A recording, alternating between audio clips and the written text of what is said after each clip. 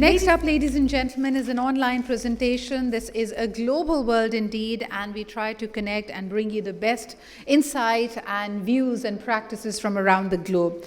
The next one is titled as Unlocking the Power of Innovation, New Technologies and Collaboration to Manage Risk and Turn the Tide Against Financial Crime.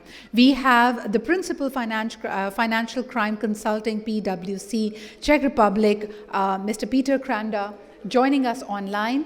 Can we connect and find out our connectivity is on point? There you go. Welcome, Mr. Peter, and over to you. May I request you to limit your speaking time to 10 minutes, please, and we are good to go. All yours. Okay, it's been very nice being with you. Apologies I couldn't be there today in person. I've spent a number of months working in Karachi, but unfortunately due to family reasons, today I wasn't able to travel, as I would have liked to reconnect with a number of you who I know from the past. However, I still hope that in this way I can give you an insightful view of what we as PwC globally are seeing happening in the technology space around transaction monitoring. So just to touch briefly on some of the general trends that we're seeing around financial crime prevention.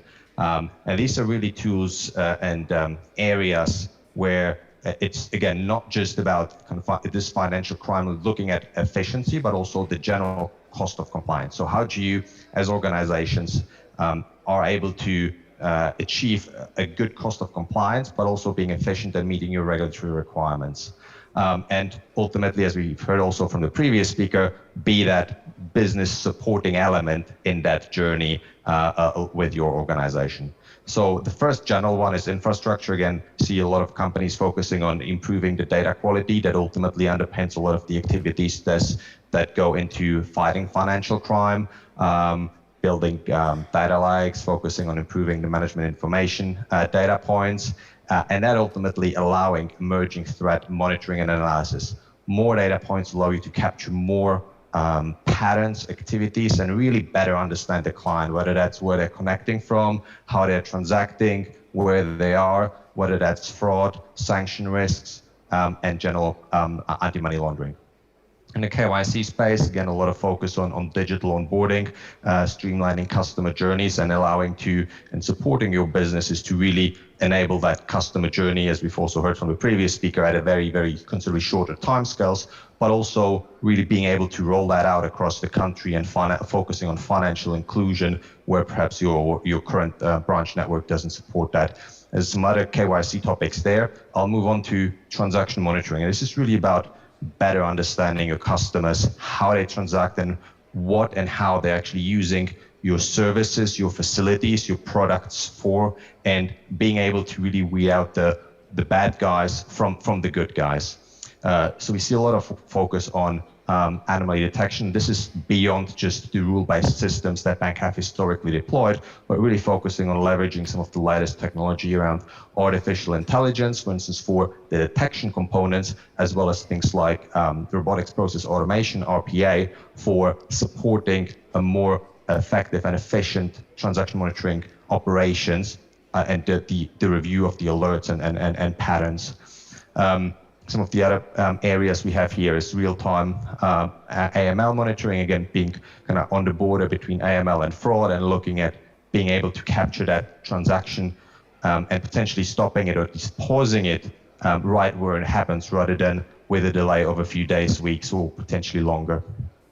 And really looking at the optimization process of that. Sanctions, again, some of the similar principles can be applied there.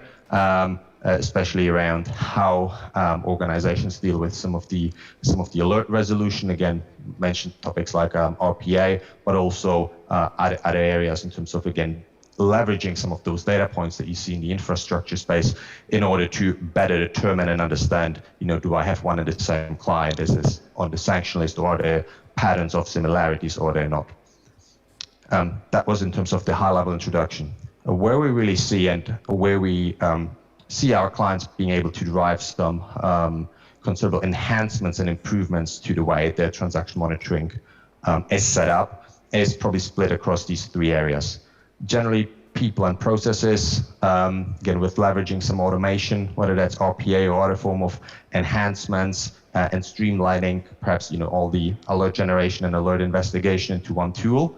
Approximately, our assessment is 10 to 25% enhancements can be gained in that area.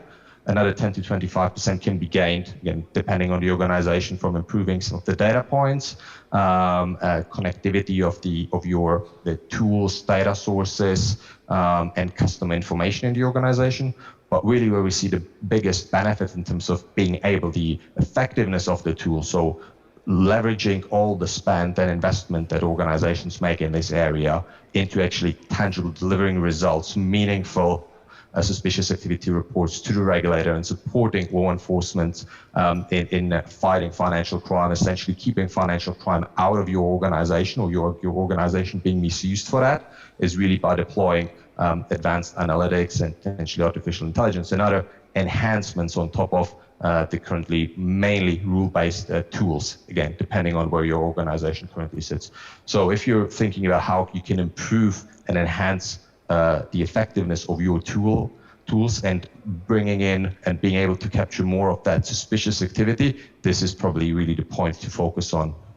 The other two obviously also support the efficiency in terms of the spend and maybe improving your operational setups alongside that. Let me just give you a quick example of kind of what I mean by the rule-based and advanced analytics differentiation. So as you see, historically, a lot of the tools, the way they were built up has been around rule-based, perhaps a bit more simplified, kind of a bit more black and white setup of trying to take into consideration the customer's behavior, whether that's been around maybe round amounts or whether that's been perhaps focusing on high-risk jurisdictions. But now with the development of technology and advanced analytics, you're essentially being able to structure those in a much more detailed and targeted way, and also with leveraging artificial elements and elements of artificial intelligence, allowing you to really identify and connect through the multiples of data points to what is potentially suspicious that I haven't even known about, and really determining which data points give you meaningful results or meaningful input, which actually don't influence that, and out of those that give you that meaningful input, building additional rules or complex scenarios and algorithms to help you actually identify suspicious activity or patterns of potentially suspicious activity.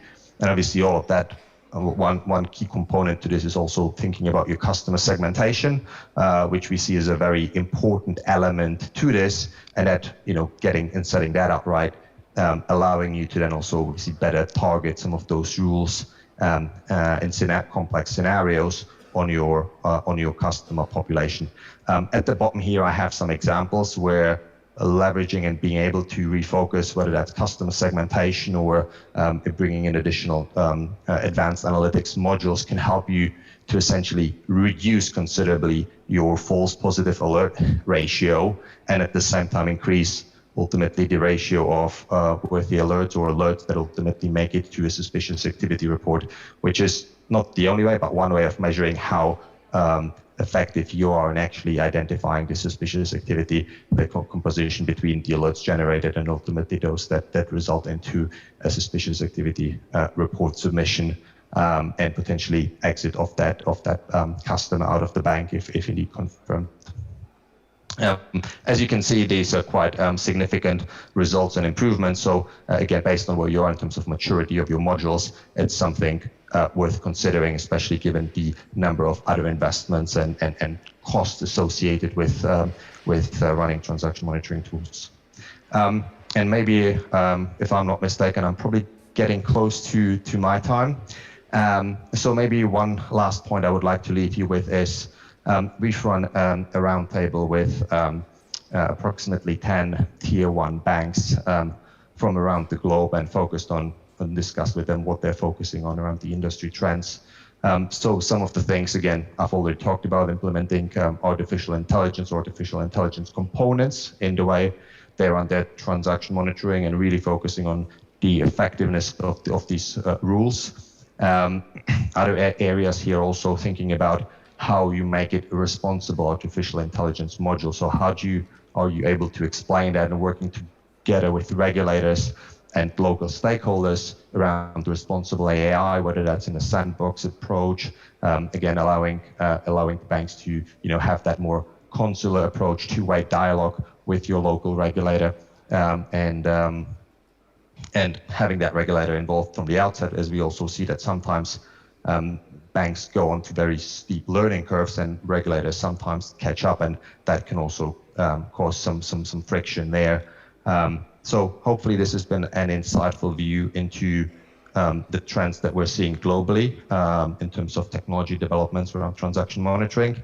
And would be happy to further discuss that with anybody offline. And I believe my colleagues, Faraz Anwar and Muawiyah Hassan are locally based, so they would be probably the right contact partners. So thank you very much for your time.